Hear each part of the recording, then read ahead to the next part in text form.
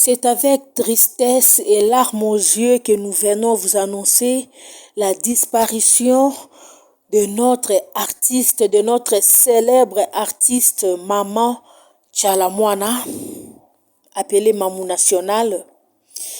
Elisabeth Tchalamwana Mwidikaï née à Lubumbashi, deuxième d'une famille de 10 enfants, fille d'Amadeus Mwidikaï militaire et d'Alphonsine Bambiwa. En 1964, âgée de 6 ans, elle perd son père qui sera assassiné par le maquisard mouléliste. Elle est élevée par sa mère qui va décéder en 2005. Tchalamwana est célèbre pour avoir modernisé et donné ses lettres de noblesse au folklore Luba. Ça, il faut vraiment le reconnaître. Que Tchalamwana, c'est grâce à elle qu'aujourd'hui, le Moutouachi est dansé dans le monde entier. C'est grâce à elle aujourd'hui qu'on parle de Moutouachi partout dans le monde. Tchalamwana a bimisa Chiluba na ghetto. Elle n'avait pas honte de chanter dans sa langue maternelle. Elle ne se gênait pas de s'exprimer. Elle se sentait à l'aise. Elle a valorisé sa langue maternelle, comme on le dit. Elle a valorisé le Moutouachi. On peut danser aujourd'hui, si on peut danser, si on danse le Moutouachi partout dans le monde entier, c'est grâce à Elisabeth Tchalamwana qui vient de nous quitter. Ça fait très mal. Elle a marqué son époque. Ça, il faut le dire. Elle a valorisé le Moutouachi dont l'origine remonte au Moyen-Âge. La reine de la dynastie Moutouachi. En 1997, de retour au pays, après une vingtaine d'années passées à Paris, Tchalamwana s'engage dans la politique. Elle fonde Refeco et de 2000 à 2002, elle va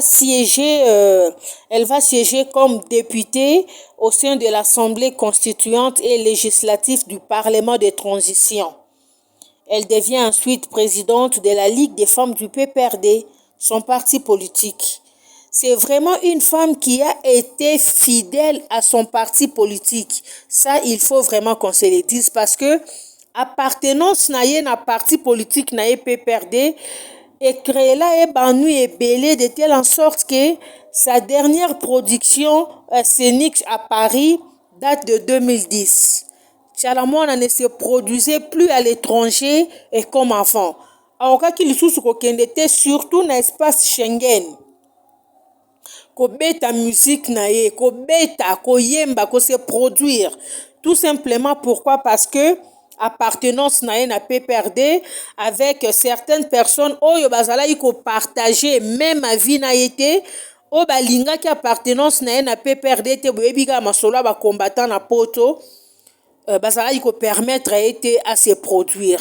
Mais yango et ça là qui te que a changé de côté de tolobaka na nde bato mangala tolobaka a changé de côté parce que non, elle est restée vraiment fidèle na parti politique nae, elle continue à se produire na Kinshasa. En tout cas, nouvelle aliwa nae, ça fait très mal. Moi personnellement, je l'ai connue, je me rappelle quand j'ai commencé à travailler à Numérica Télévision, oui voilà, à Numérica Télévision, je présentais l'émission Mélodie Tempo, une émission qui avait pour but de décortiquer les chansons. Nabenga kie, tosali na ye émission pour décortiquer la chanson Tchanza. Voilà, la chanson Tchanza. To décortiquer na nzembo na ewana, elle m'a aidé à comprendre eloko yemba parce que c'était ça le but de l'émission. Et en côtoyant cette maman, j'ai trouvé en elle était vraiment une maman. Simplicité moko nazwa complication te ya koatteindre ye na telefone ndenge ezalaka bamusicien mosusu obengi ye telefone ozwi mukala ozwi bato bayambaka wana bakosilisa unité ata pendant 2 semaines pour une petite interview. Ça n'a pas été le cas. Nazwa numéro mama Tchala mwana na bengi ye, je l'ai eu elle-même au téléphone. Nayebisi elo nalingi maman, c'est par rapport à l'émission telle nalingi émission na yo na monaka semaine passée utaki koyamba Alba. Là, je venais de faire une émission avec accompagné Ronga Abi, oui. Ok, problème, tu peux venir à la maison. Elle m'a invité chez elle. À l'époque, elle habitait sur Haut Commandement, non loin de l'IEC. Azalaï Kovandawana, je ne sais pas sur Azawana Tilelo. Je suis allée, tout ça, l'émission Kitoko. Après, nous avons mangé. En tout cas, ça fait très mal. C'est vrai qu'à un moment donné, depuis un temps, elle avait connu vraiment des problèmes de santé. Nzoto ekomaki vraiment, nzoto eboujaki. Nzoto ebouja vraiment moi mingi, surtout na ba mikolo euti koleka ba période ba corona oyo. Mama Tchala belai mingi, elle était même restée à l'hôpital, ba rumeur kutu etambolaki déjà ndenge ka Congo ba bomaka bato avant. Baboma qui est déjà avant Moupepe tamboli, Mama Tchala kufi, Mama Tchala kufi, Mama Tchala kufi. Et pourtant, on a koufaïté. Akufa qui n'a été le temps en vie. Aeko bika. Et quelques temps après, Azongi n'a été sur scène, on continue, na makambu na ye, tout ça. Ça fait très mal. Vous savez, tant que tout mon arabaliwa, banderonanga, il faut te réfléchir. Ah, ça, je le dis. Il faut te réfléchir. Évitons de vouloir nous créer des conflits inutiles. Oyebi esika liwe rozwe la ote. Elle était quand même, elle était un peu malade parce que selon nos informations, elle était hospitalisée juste pour 1 semaine. Elle n'a fait que 1 semaine à l'hôpital. Déjà hier, basangwe tambola ki Mama Tchala koufi pourtant nan akufa kite mu PPDG bandaki hier lobby. Hier vendredi déjà mon pépé liwa et bouja ki o Mama Tchala koufi, o Mama Tchala koufi. Et pourtant mon toa bato azala ki na enda nuna no akufa ite. Lelo e kozwaye. Avant na nuya kufa ya na ye mobali ya na bangwa liboso ya soda. Awuti ko kufa ya pas très longtemps. Nyonso wana eza ba choc accumulé.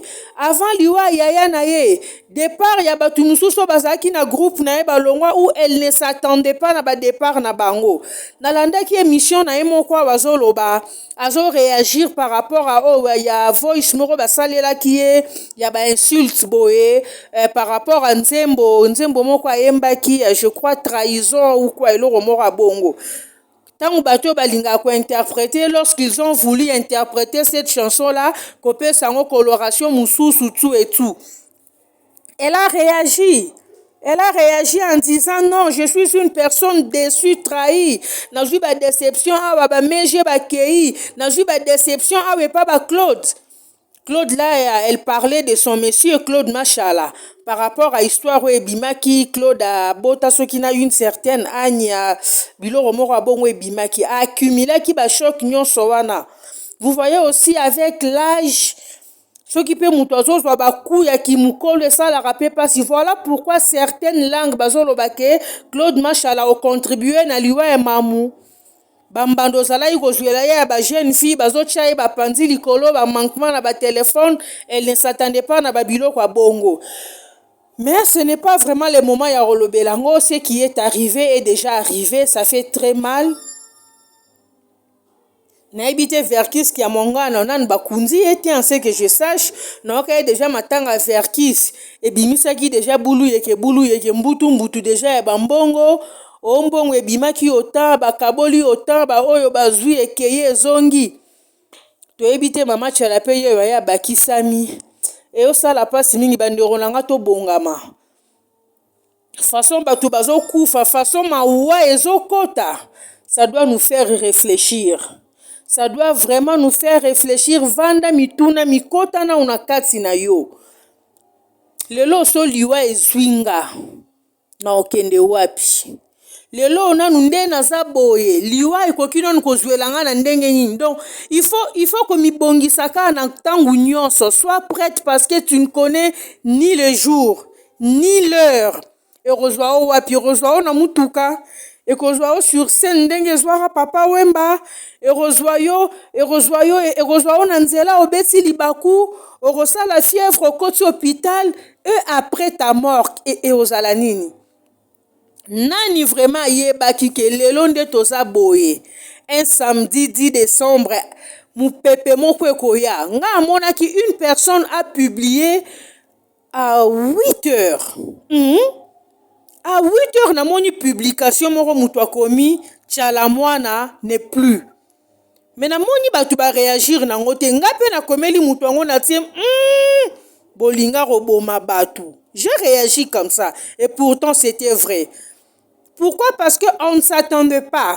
Au moins tant mutu abelaka mutu akoki ozala na ye azobela. Mais bozo s'attendre te ke malade onde mutu azobela boye okoki omema ye pe na liwa. Bozo monaka ke bon asalaka na ye ba tension, air moko sucre mataka, tension pe ezalaka du air moko surménage, musala eza mingi, repos eza mingi te, tout ça. Avec l'âge aussi, esenga kolanda mwa ba régime moko boye pona ko éviter avec ba poids. Et makambo eza ebele o eyaka. Mais vous ne pouvez jamais vous attendre à ce que ndenge mutu azobela boye aokufa. Eza na mutu moko ta s'attendaka ke ndenge ndeko na azobela boye to ndenge ye moko azobela boye, tu es malade, tu te dis ndenge na obela boye na okufa, ezala te. Toute personne quand elle tombe malade, tu te dis après 2 ou 3 jours, même après 1 semaine, je vais me rétablir. Et si jamais tu ne te rétablissais, okende wapi, to éviter ba conflit ezanga tina. Bana Congo, bana kin, tolela mamuna kimia. Na yoki deja batu deja ba oloba loba. Ba misuso ya na ye wakufaki wana, ye na mwasi ya na ye, courir le kakate, il paraît ye mutu alekisaki ya na ye. Les gens racontent toujours des histoires. Ba famille na ba famille, ezaka na ba problème nango. On ne sait pas réellement qu'est-ce qui se passe dans leur famille. Mais nayebi que grand frère na ye abelai mingi. Parce que na matanga ya grand frère na ye, tango ba annoncer mamu matanga kiliwa que son grand frère est décédé, Mama Tchala a dit, alobi yango, ane o mobimba banda ane o ebandi, tozala ikara hôpital tokota tobima, tokoti hôpital tobimi, tokoti hôpital tobimi abeli mingi. Nandenga eko kufa. Elle n'était même pas forte. So botali penza vidéo wana bomona, azala penza na makasi ya rolela ya na ete, elle était abattue. Elle était faible déjà, zaki déjà ya rolemba. Po déjà ye moko penzo tu ezala déjà rotungisa ye.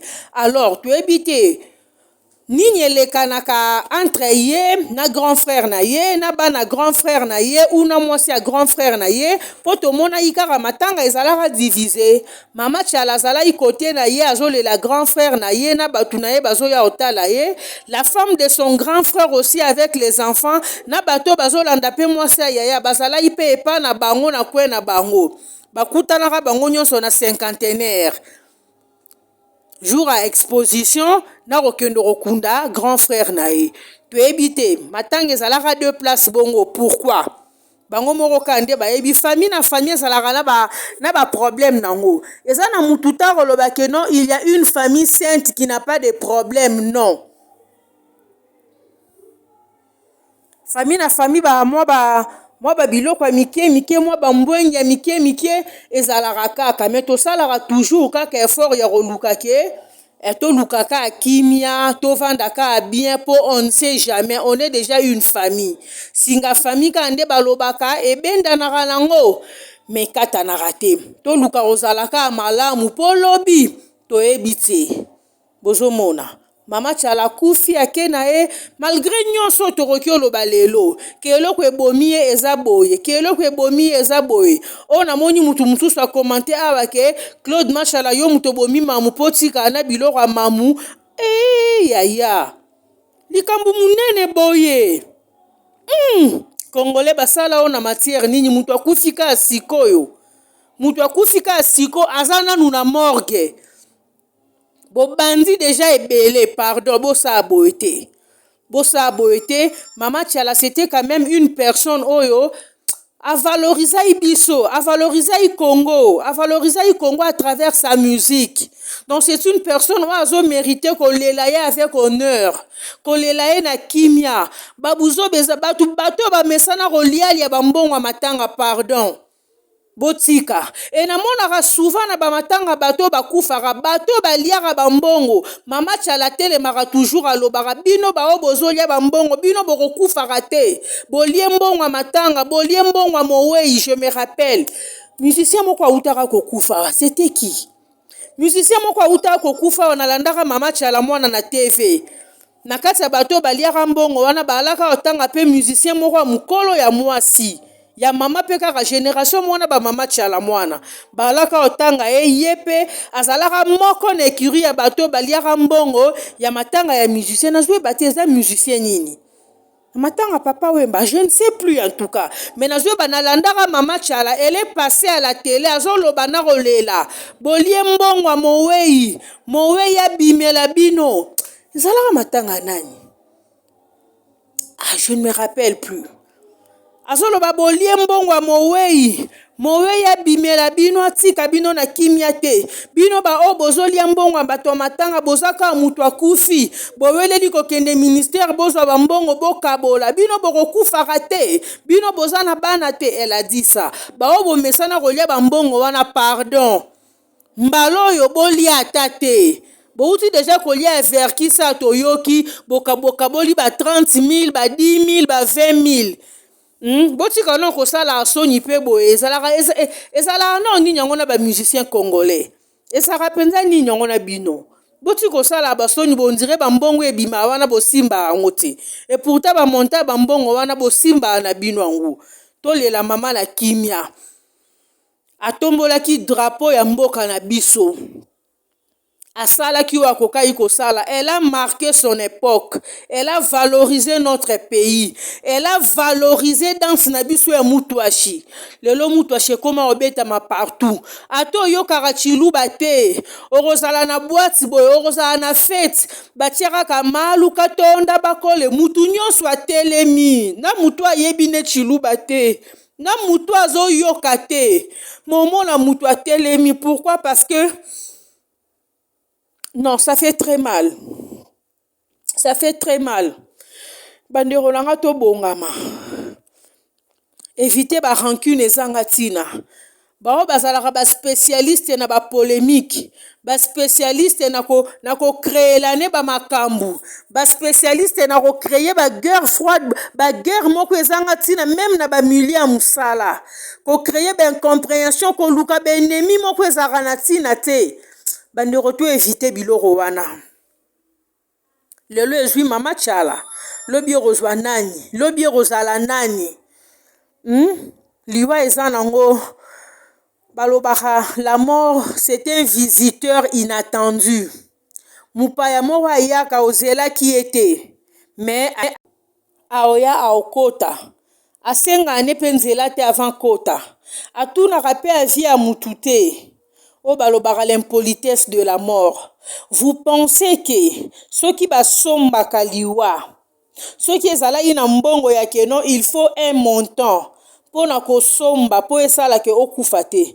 Vous pensez que Mama Tiala lingaka kufa? So basomba kaliwa, vous pensez que papa wemba lingaka kufa? So basomba kaliwa, Marie Misamo lingaka kufa? Alingaka kufa te. Balinga iba kufate. Donc c'est pour vous montrer nde sika nzambe asukisi maela mutu. Nde sika nzamba lakisi kibonzambe na e. Donc mukolo pema defisa rabiso pema na e. A defisi pema na e, osaleli pema na e. Il faut maintenant savoir ozo salela pema wana ndenge nini. Ah oui, ozo salela pema wana ndenge nini. Tangu ngonga na we kokoka okei na moma ya jugement okoyebisa nkolo pema osalaki nini na pema oyo apesaki yo. Je ne sais vraiment pas ce qui me pousse ya koloba ona oloba Nazaka na kati ya analyse ya liwa ya Mama Tchala. Ça fait très mal. À chaque fois qu'une personne meurt, c'est toujours un sujet de réflexion. Luka omitala, luka oyeba, lelo ezui. Soki, lobby ou après lobby, ezui pengai, na okende wapi. Parce que c'est ce qui compte. Eza o toza o lelo o te. Eza tango osili sa voyage na yo na se awa. Okende wapi. Mama Tchala marqué époque na ye, asala ba voyage, asomba bandaku, asomba mituka, carrière na ye, ekutanisa ye na batu minene, akutana na ba président ebele, azwa ba relation ebele, amarka kombo. Partout dans le monde, personne ne te dira kayo ye nayebi Mama Tchala mwana te lokuta. Ata bana nzambe ba pasteur ba yembaka musique yo, musique chrétienne, ba yebi Mama Tchala mwana. Eza na ba o baza na bango ba ami ba kutanaka. Malgré bazo partager nani moko te mutu na mutu aza na coin na ye, mais non, to éviter kosala na ba mabe moko ezanga tina, to éviter ba polémique moko ezanga tina, to éviter ko se créer ba nuit moko boye ezanga mutuna makolo, to éviter ko se créer ba problème, to éviter un peu ba racontar moko boye ba colportage moko ba songi moko ezanga tina, surtout na milieu na biso ba congolaise. Surtout nde tozalaka libanda boye na milieu na biso ba congolaise ba songi ezanga tina, ba mutema mabe moko ezanga tina, ba jalousie moko ezanga tina, o efutaka te.